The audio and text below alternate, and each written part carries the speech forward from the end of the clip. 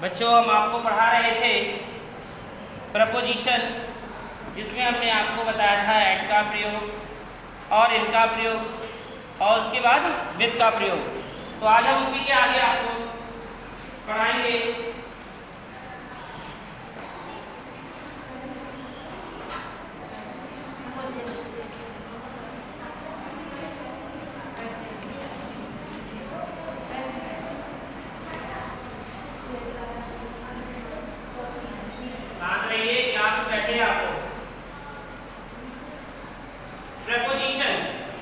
तो देखेंगे, हमने आपको पढ़ाया था लास्ट पे विद का प्रयोग।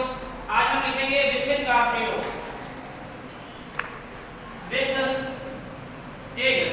का मतलब होता है में का प्रयोग। अब ये देखेंगे कि विद का प्रयोग किस किस के साथ करते हैं।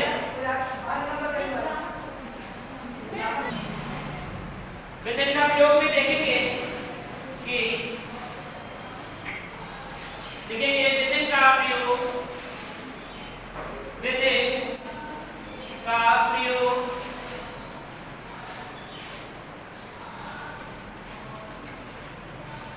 अवधि की समाप्ति से पूर्व के लिए किया जाता है। विद का प्रयोग अवधि की समाप्ति के पूर्व के लिए किया जाता है।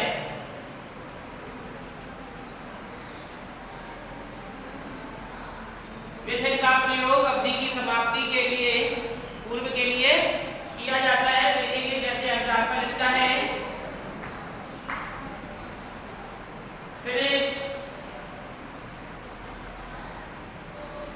finish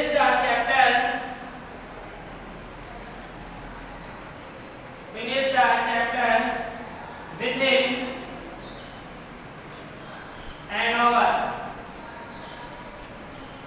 अब देखिए, यहाँ पर किसका प्रयोग हुआ है? within का। और यहाँ पर क्या आ रहा है? समय, यानी कि finish the chapter यानी कि पूर्ण हो चुका है an hour, घंटे में, है ना। तो यहाँ पर समय की समाप्ति के पहले, समय हुआ नहीं, उसकी समाप्ति के पहले क्या हो गया? चैप्टर आपका फिनिश हो गया। ठीक है, तो इसके लिए हम किसका प्रयोग कर रहे हैं? विद का प्रयोग कर रहे हैं। ठीक है, नोट कर लें इसे। इसके बाद इसका दूसरा एग्जांपल भी देखेंगे। आई विल बी ट्रांसफर्ड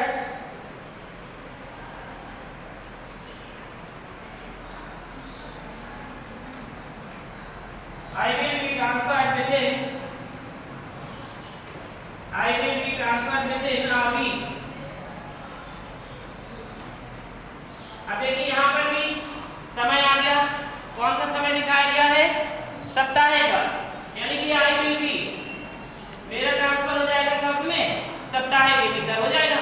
तो यानी कि एक सप्ताह की अवधि दी गई है आपको और उसी सप्ताह के अंदर ट्रांसफर हो रहा है। तो जब इस तरीके की कोई बात आ जाए कि कोई चीज कंप्लीट होने वाली है और उसका समय भी दिया हुआ है कि इस समय से पहले ही हो जाए, तो उसमें हम विद का प्रयोग करेंगे। तो आपने दो एग्जांपल यहाँ पर देखे कि दोनों एग्जांपल में समय की अवधि को बताया गया है और उसमें विद का प्रयोग किया गया है। नोट कर लें। हो गया?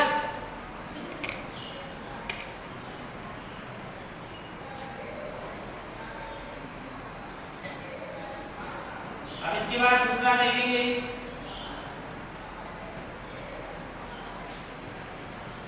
विद के बाद है आफ्टर का प्रयोग। आफ्टर माने होता है बाद में। आफ्टर यानी कि बाद में का प्रयोग।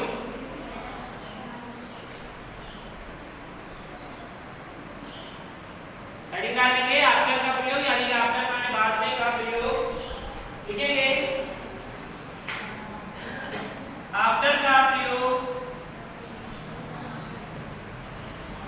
आफ्टर का प्रयोग अवधि की समाप्ति के लिए किया जाता है। यानी कि किसी प्रकार की कोई अवधि दी गई होगी, अवधि की समाप्ति के लिए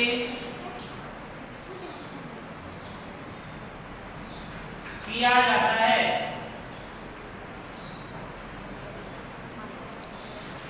नोट कर लें, आफ्टर का प्रयोग अवधि की समाप्ति के लिए किया जाता है। जैसे he had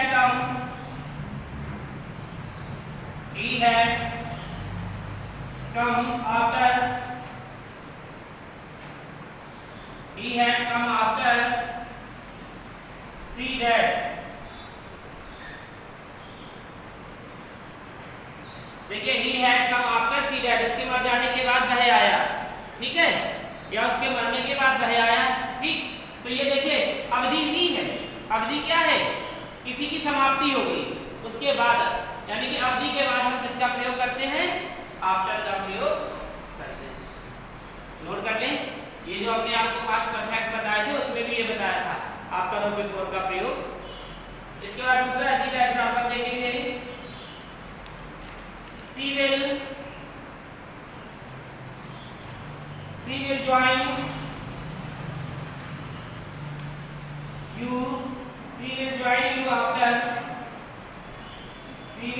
you after the lunch।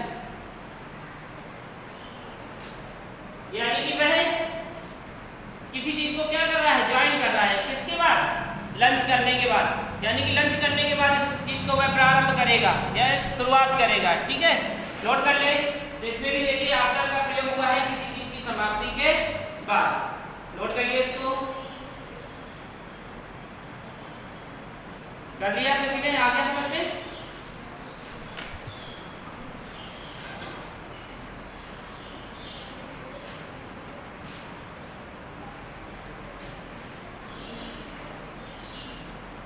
अब इसके बाद देखेंगे आफ्टर के बाद है बिहाइंड का प्रयोग। बिहाइंड माने क्या होता है, पीछे का प्रयोग। जैसे मंदिर के पीछे, घर के पीछे, इस प्रकार के बातों में कोई पढ़ने की चीज आती है तो बिहाइंड का प्रयोग होता है। तो लिखेंगे बिहाइंड का प्रयोग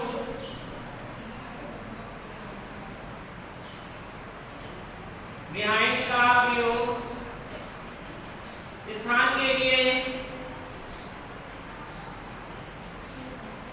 बिहाइंड का प्रयोग स्थान के लिए और विश्राम की अवस्था के लिए, और विश्राम की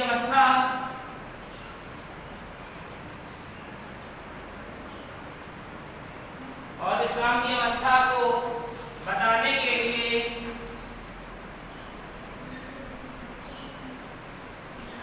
किया जाता है। विश्राम की अवस्था को बताने के लिए किया जाता है। नंबर 1, जैसे लिखेंगे, सबसे पहले जरा आपको समझ में आया कि बिहाइंड का प्रयोग स्थान के लिए, जैसे अपने आपको बताया कि मुकेश का घर मंदिर के पीछे है, तो किसके पीछे, मंदिर के पीछे, बिहाइंड का प्रयोग कर, ये क्या आ गया, स्थान। और कोई चीज जैसे रुकी हुई है, विश्राम अवस्था में है, तो उसमें भी किसका प्रयोग होता है, बिहाइंड का प्रयोग होता है। एग्जांपल देखेंगे, the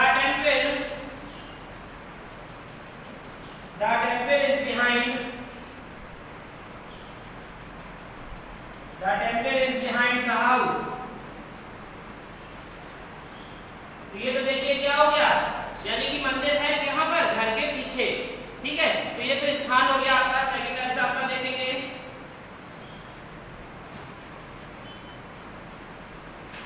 there are two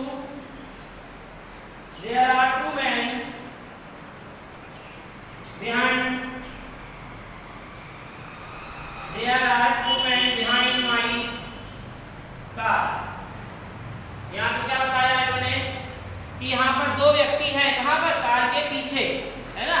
तो ये भी देखिए क्या आ गया, विश्राम अवस्था में, यानी कि पीछे बैठे हैं, किसके पीछे हैं, कार के पीछे। लेकिन ये चीज क्या है, स्थित है, ये स्थित नहीं है, कार भी जा सकती है और व्यक्ति भी जा सकते हैं। तो ये विश्राम अवस्था में बैठे हैं वहां पर, ठीक है। नोट कर लें इसे।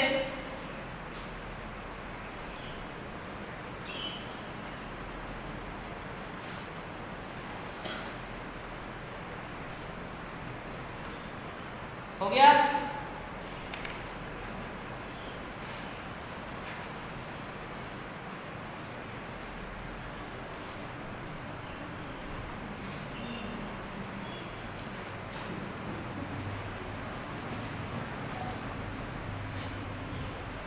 अब देखेंगे y का प्रयोग, लिखेंगे dy y का प्रयोग। y का प्रयोग सभी जानते हैं और सभी लोगों ने किया हुआ है, किसमें? पैसिव वॉइस में। ठीक है, जिसने पैसिव वॉइस किया उसमें y का प्रयोग होता है। तो लिखिए इसमें y का प्रयोग में लिखेंगे, इसमें कहीं पे काट होता है तो सबसे पहले ये नंबर डाल के लिखेंगे y का प्रयोग, y का प्रयोग कार्य करने वाले के लिए, y का प्रयोग कार्य करने वाले के लिए कर्ता से पूर्व, कर्ता से पूर्व पैसिव, कर्ता से पूर्व पैसिव वॉइस में, कर्ता से पूर्व पैसिव वॉइस में होता है। कर्ता से पूर्व पैसिव वॉइस में होता है। नोट कर लें कि y का प्रयोग कार्य करने वाले के लिए कर्ता से पूर्व पैसिव वॉइस में होता है, सभी जानते हैं, है ना।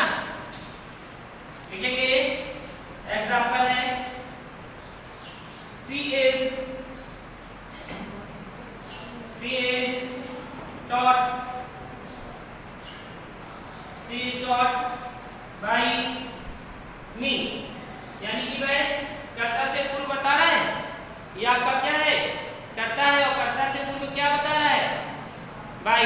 तो यही देखिए बताया गया कि by का प्रयोग कार्य करने वाले के लिए कर्ता से पूर्व बताते हैं, तो ये कर्ता हो गया आपका, इससे पूर्व क्या बता रहा है? by का प्रयोग, यानी कि वह क्या है? she is taught by me, वह पढ़ता है किसके द्वारा? मेरे द्वारा, यानी कि वह पढ़ाया जाता है मेरे द्वारा। ठीक है, सेकंड एग्जांपल देखेंगे,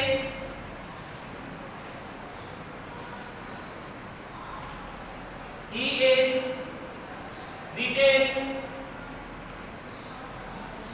written by you। अब देखिए वह लिखा जाता है किसके द्वारा? तुम्हारे द्वारा। ठीक है, या तो ये देखिए y का प्रयोग हो गया किसके द्वारा? किसके पहले? कर्ता के पहले, यानी सब्जेक्ट के पहले y आ गया, तो वह लिखा जाता है तुम्हारे द्वारा। या तुम उसे पीटते हो, ये सेंटेंसेस होगा, पहले तुम उसे पीटते हो, वह तुम्हारे द्वारा पीटा जाता है, ये वर्ब में बन गया, तो ये y का प्रयोग हो गया। नोट कर लें सभी लोग इसे।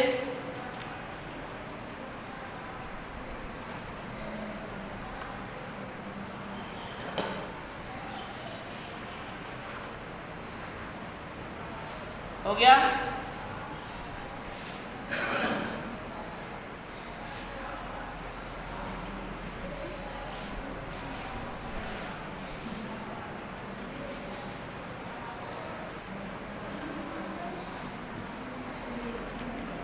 अब देखेंगे y का प्रयोग दूसरे तरीके से भी किया जाता है, ये भी रूल है इसका। देखिए किसी निश्चित समय के लिए भी, किसी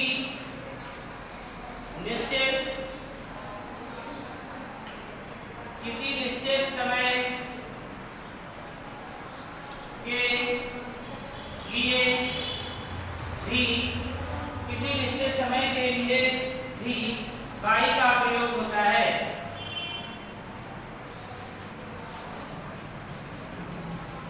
किसी निश्चित समय के लिए भी y का प्रयोग होता है। ठीक है, वहां पर क्या था? किसी कर्ता के लिए हो रहा था, यहाँ पर किसी निश्चित समय के लिए हो रहा है। देखिए कि पहला है the train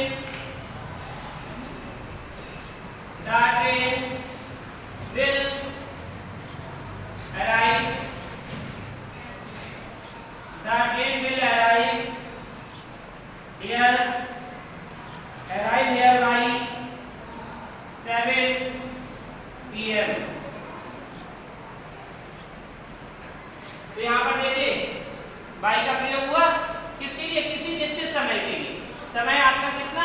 7 बजे, है ना।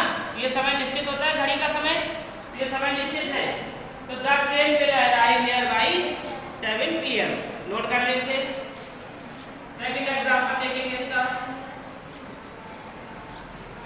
My parents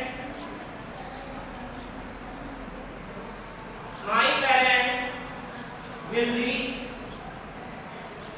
my parents will reach there by 4 PM। तो देखो ये भाई आ गया यहाँ पर कि मेरे पिताजी पहुंच चुके होंगे 4 बजे तक, है ना। तो यहाँ पर भी क्या हो गया, एक निश्चित समय हो गया कि 4 बजे तक का एक निश्चित समय दे दिया। तो ये देखिए आपने देखा यहाँ पर कि बाई का प्रयोग तो हम एक पैसिव वॉइस के आधार पर करते हैं और दूसरा बाई का प्रयोग हम निश्चित समय के लिए भी करते हैं। नोट कर ले सभी लोग इसे। और ये आपके लिए इम्पोर्टेंट है, हमेशा आता है प्रीपोजिशन।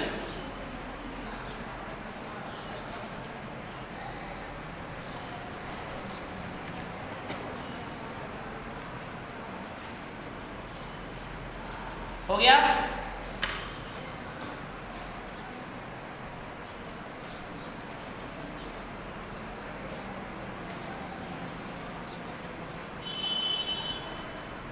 देखेंगे इसी का नंबर सी भी है। अभी साधन से पूर्व भी, साधन से पूर्व भी, साधन से पूर्व भी बाई का प्रयोग होता है।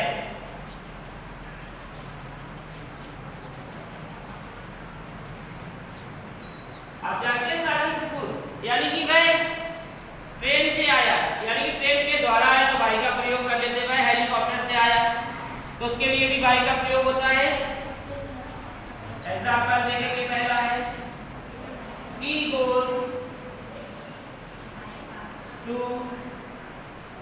goes to his office, he goes to his office by car। देखिए यहाँ पर साधन का प्रयोग हो गया, यानी कि वह जाता है किससे, वह अपने ऑफिस कार से जाता है। तो कार के द्वारा जा रहा है इसलिए बाई का प्रयोग हो गया, यानी कि साधन से ये साधन है तो इससे पहले किसका प्रयोग हुआ, बाई का। तो साधन से पहले भी बाई का प्रयोग करते हैं। सेकंड एग्जांपल देखेंगे इसका। We are coming, we are coming here, we are coming here by train।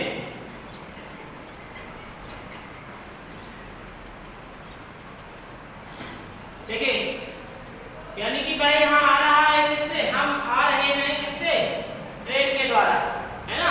हम ट्रेन के द्वारा आ रहे हैं तो देखिए जिसके साधन के द्वारा आ रहे हैं ट्रेन के द्वारा, तो इसमें भी बाई का प्रयोग हो गया। नोट करने से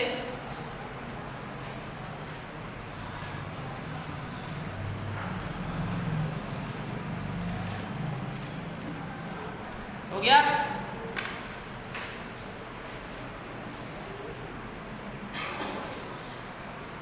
अभी और भी बाई का प्रयोग है।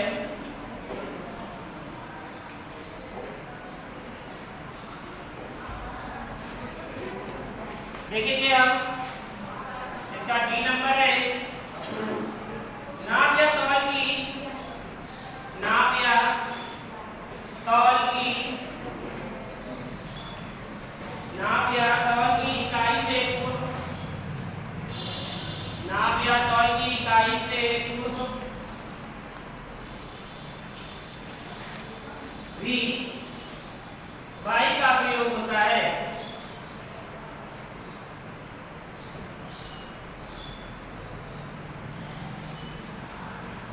यानी कि किसी चीज की क्या है, नाप है या तौल है, उससे पहले भी किसका प्रयोग होता है, बाई का प्रयोग होता है। किस प्रकार से देखेंगे एग्जांपल। अब ये बताइए दूध नाप के बेचा जाता है कि तौल के, नाप के। तो इसमें नाप आ गया और जो चीज तौल के बेची जाती है तो वो तौल के। जैसे सेब आपको खरीदना है तो सेब कैसे मिलेगा, नाप के, हैं कि 4 सेंटीमीटर का सेब कितने का 10 रुपए का, ऐसे होगा नहीं। तो लिखेंगे पहला एग्जांपल है मिल्क इज सोल्ड बाय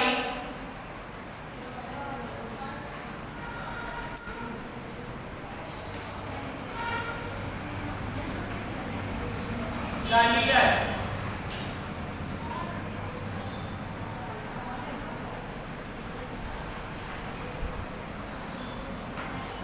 और देखिए फिर क्या आया यहाँ पे भाई, तो दूध किससे बेचा जाता है? लीटर से, ठीक है। इसी प्रकार दूसरा देखेंगे क्लोथ इज सोल्ड, यहाँ पे मत जाइए, ये थर्ड फॉर्म में ये इज लगा है, सेंटेंसेस को देखिए सिर्फ बस। Cloth is sold by the metre, कपड़ा बेचा जाता है किससे? मीटर से, नाप कर कि तौल कर। तौल कर भी बिकने लगाया, बिकने लगाया, अब तो तौल के भी बिकता है। तो milk is sold by the litre और cloth is sold by the metre. Note कर लें इसे।